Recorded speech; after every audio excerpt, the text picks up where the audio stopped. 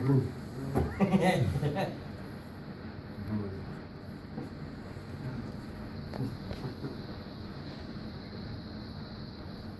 right, good afternoon, everybody. I think everybody knows me. My name is Ryan Ford. For my classmates at Columbia, my name is Ryan Ford. Attending Columbia College for Business Management. Taking a short speech to add to my experience for professional, so public speaking. So the overview of today's topic, we're going to go over my strengths and weaknesses as a public speaker, and then after that I'm going to give myself some suggestions to make corrections to those. So my first strength is my ability to listen to feedback. Whenever I'm giving a speech, I can tell if somebody's attentively listening or bored, falling asleep, playing on their cell phone, that type of stuff. So I take that nonverbal feedback and I can, from there I can adjust my speech and kind of gear it towards something that might be a little bit more exciting or interest the audience a little bit more. So second strength, I believe, is my ability to bring things back on course if there is an interference out there. We're always in here for meetings and stuff, and we get a phone call or somebody comes in and needs customer service, that type of thing, I can bring it back and say, you know what, okay, that happened, the phone rang, let's get back on topic and bring it back to what we're trying to get, the message we're trying to get to. All right, so now that I went over those, I'll go over my weaknesses. This is kind of harder to do, is pick out the flaws in public speaking, which are weak in.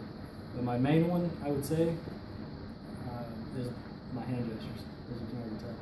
I'm here, I'm going all over the place, but it really draws attention away if you're here, or any type of thing, if you're doing this, it draws attention away from the message that you're trying to deliver. So, my second one is my inability to maintain eye contact. Until when I first started my speech, I was right down here, trying to get on my card, but that's not where you want to be. You want to maintain eye contact with everybody.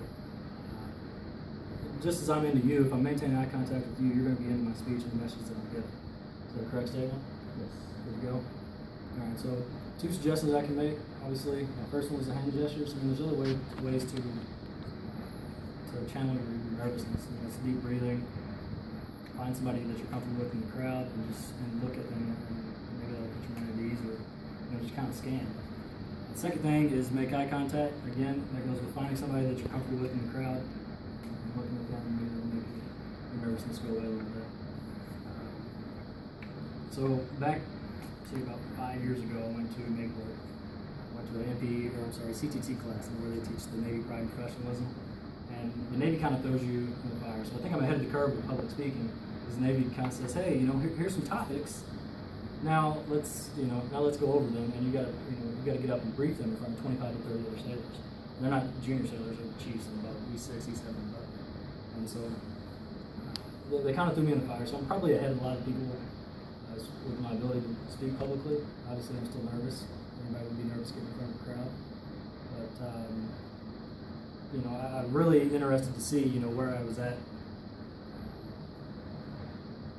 coming into this class, and then after 8 weeks with Dr. Rumo's speech class, see where I'm at the end, the stuff that I've learned, and my ability to apply it to public speaking. So, thank you everybody for attending. I don't want to hold you here too long because we're going to get back to work, but interference, see that interference over there? But we're going to get back to work, but next week I'll be giving an informative speech, and so again, thank you all for coming.